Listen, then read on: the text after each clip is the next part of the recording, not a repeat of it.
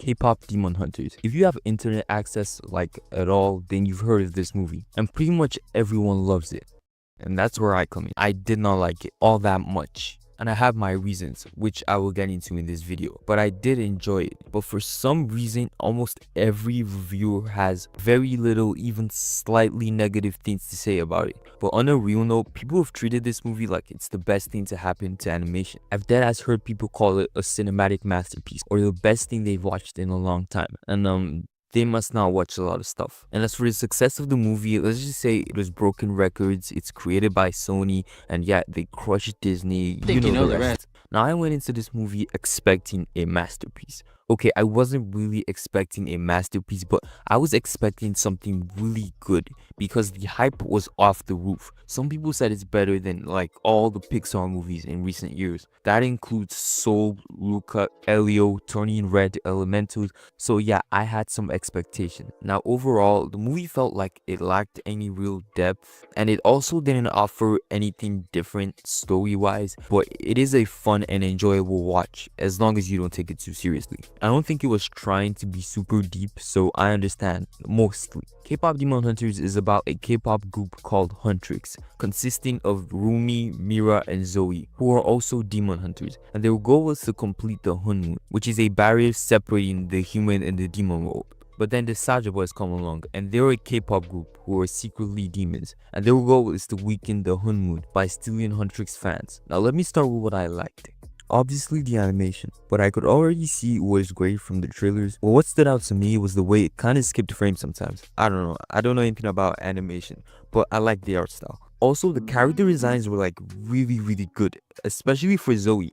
I mean, just look at her fits, and I could say the same for everyone. The only character designs I didn't like were first, the Demon King guy, and the design was really bland and just okay. It made me think of him as like half inanimate, and the design of this Saja boy. I like it, but not a lot. I don't like it. Then the fights, and the fights blew me away, to be honest. Especially the bathtub fight. Like, it was so well choreographed, I forgot it was a kids movie. And then there's the songs, and they're all great. There's literally no bad song. My favorite song is probably Golden. Free is really underrated, and I don't know, I think Your Idol is kind of overrated, but great nevertheless. And Soda Pop is definitely overhated. Like, it's really catchy. Yeah, I need you to feel me. What do you mean by that?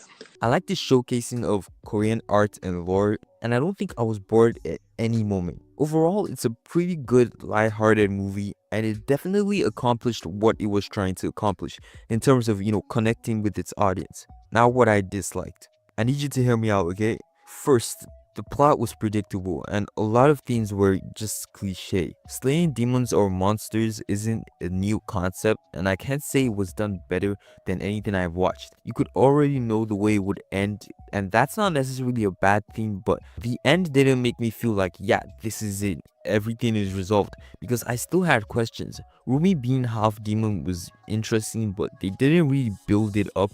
Like, we just know she's half demon, and suddenly it's at this moment, and it's a problem now. A lot of things are just underdeveloped and barely explained. Like, there was very little shown about the world and the past of the characters, which the movie really needed. Like, the scene with Rumi and Celine, it doesn't have emotional weight since we don't know anything about Celine or their relationship. Like, the whole movie felt like it should have been a show, because it's like 1 hour 30 minutes, and a lot of things are introduced and a lot of questions are just open, and they're all just packed in there with barely any space to breathe. And yeah, I know they wanted it to be longer, but I'm still judging it based on what it is. And I heard it was supposed to be 3 hours long. Even then, 3 hours is too much for a kids movie, but they could have just removed some things. The characters didn't offer much depth besides Rumi and maybe Jinu. Zoe and Mira just move along with the plot, with not much else to offer. And it sucks because I liked Zoe. I thought she was cool and should have had more to do, but instead she just moves along with what Mira says in certain moments. And Mira had a little moment where she communicates with Rumi. Besides that, there's not much else. Like, how do I say this? The movie acts like we've seen a previous one of its movies. With the scene where Rumi tells Mira it's not about her insecurities, Zoe's feelings about being different, and Mira's issues with family. Like, the film wants us to care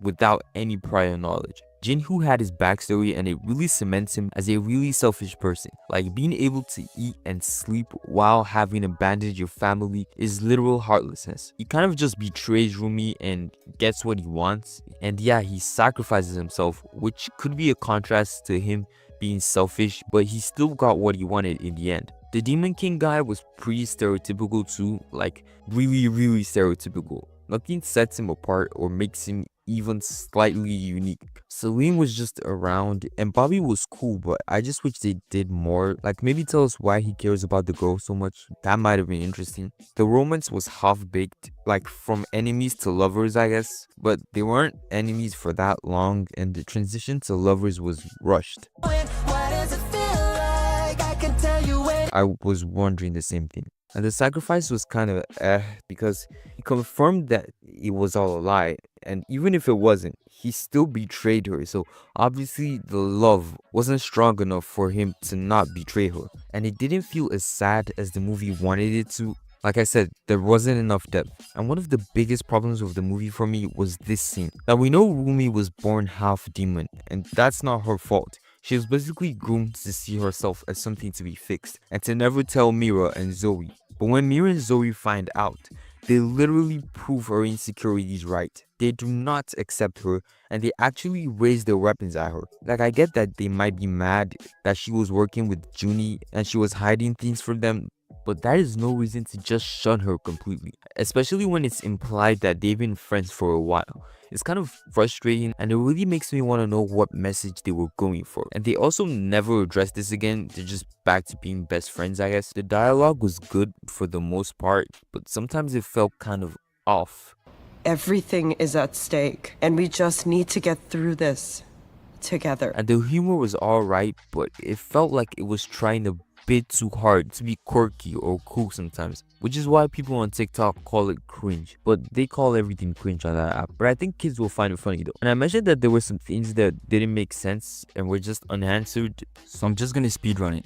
Do the people know demons exist or not? Because like literally they've been shown that, but they don't act appropriately to that information. And also, how did Rumi just turn around and accept herself? Like at one point she's begging to be slayed and the next point she's accepted herself. Also, in the beginning of the movie, they try to keep a low profile when going outside, but at the end it suddenly doesn't matter.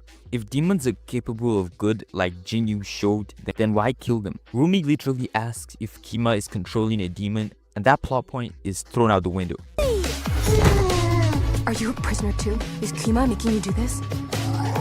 And yeah, I'm done with what I liked and disliked. And if I were to rate the movie overall, I'd give it a 6.5. It's a good, enjoyable watch. And I know it wasn't meant to be deep, but there are mistakes that the movie could have avoided, even if it wasn't trying to be deep. Lastly, I wanted to talk about the external factor with this movie and why nobody talks about its problems. When I checked the reviews on IMDb, this was the first thing I saw. Why is this the first thing I see? There's this thing where it's always a comparison between Disney or Pixar and how Sony is doing so much better.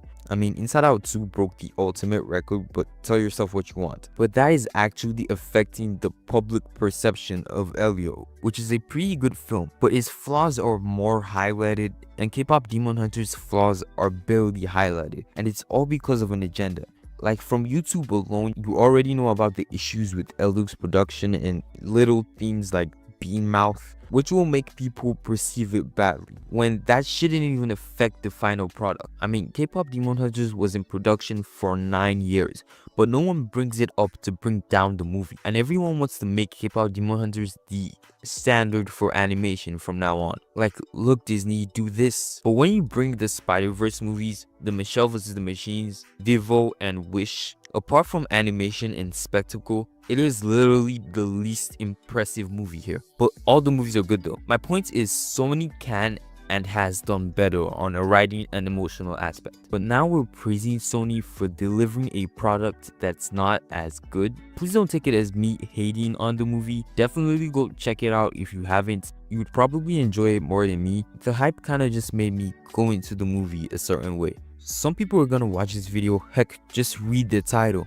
and just smash that dislike button, and there's nothing you can do about it. Actually, there is. You can support me instead by subscribing and liking, and maybe help me get to 1K. I'd really appreciate it. Thanks. Comment down below your thoughts on maybe something I said or just your thoughts on the movie.